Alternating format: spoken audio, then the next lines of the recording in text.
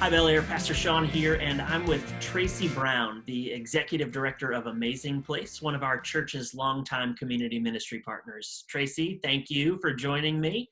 I know that some of the folks who watch this video will already know all about Amazing Place, but for folks who maybe don't, can you give us the brief version? What is Amazing Place, and what do you all do? Absolutely. Thank you, Sean, so much for inviting me to be with you today. You know, Amazing Place will be celebrating 25 years of service in 2021, and our mission of empowering lives disrupted by dementia is being delivered in two ways. Our core service, our day program for adults with mild to moderate dementia, is based out of our Drexel location, not too far from the church. And then our Connections program is where we offer our education, training, engagement, and support initiatives to those living with dementia, their family caregivers. We've started offering some services to paid caregivers to increase their education, and then working with our churches, pastors, congregations, and the community. Good. I love the phrase you used, lives disrupted by dementia. Can you share a story of how you've seen Amazing Place make a difference in someone's life, either someone whose own life was disrupted by dementia, or they're a caregiver, or what's a story about a difference you all have made? You know, it just as you asked me that question, I was reflecting on the way dementia impacts families is so significant. And for every one person diagnosed, there are an average of 3 family caregivers whose lives are impacted and changed in many ways.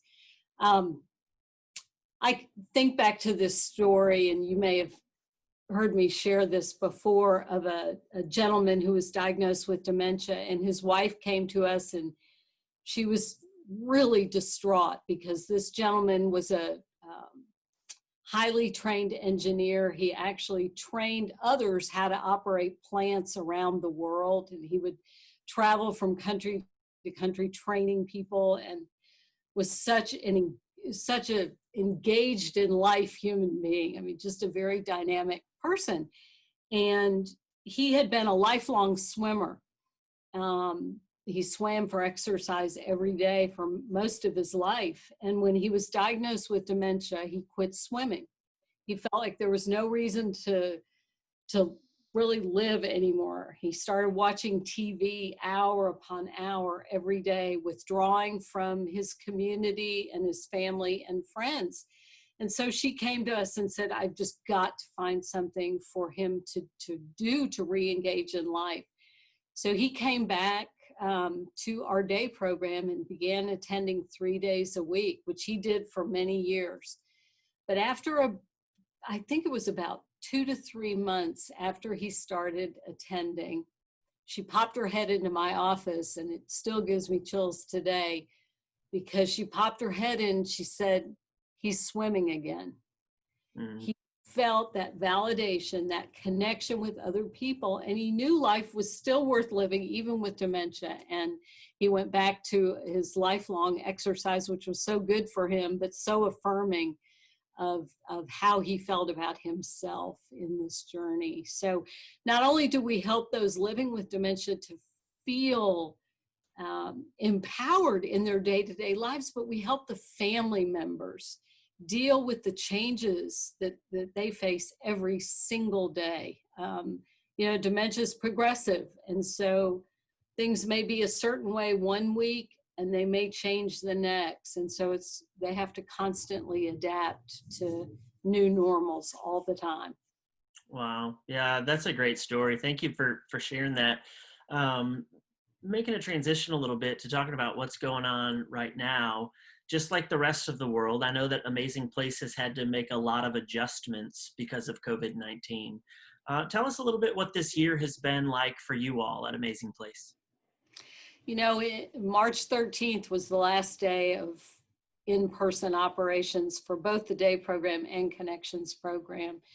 And we made the decision to, as so many others did, to pivot quickly to the Zoom format. We were able to secure the Zoom format that was HIPAA compliant. So dealing with people with dementia and their families, we had to be very mindful of their privacy.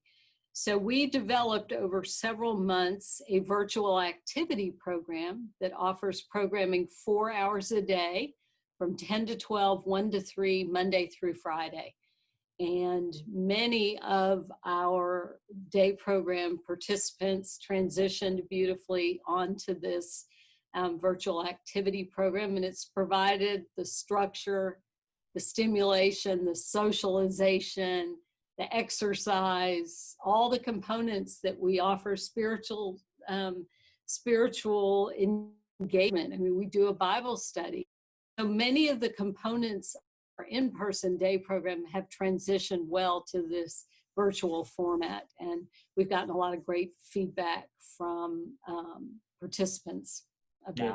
Well, I can share from our experience at Bel Air that the kitchen at Amazing Place still works because I know several folks who avail themselves of the meals that you all prepare. And we just had a retirement celebration for a longtime staff member here and had a couple hundred cookies baked by Amazing Place that we gave out for that. So, one of the things I know about Amazing Place is that you've been planning to expand your work and to meet growing needs sort of outside the city center, especially sort of thinking moving west of the city.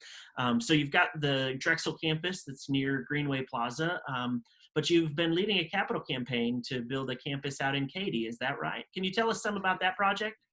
Yes, Amazing Place West. And we looked carefully at this growing city that we live in and tried to determine which direction to head, and all arrows pointed west. And so about a year and a half ago, we purchased a 2-acre piece of property near Fry Road and I-10. It's a beautiful location, and we have gone through design development on our Amazing Place West, which includes a day program building and a connections building surrounding a beautiful courtyard for our participants. And we are really excited about the prospect of serving there.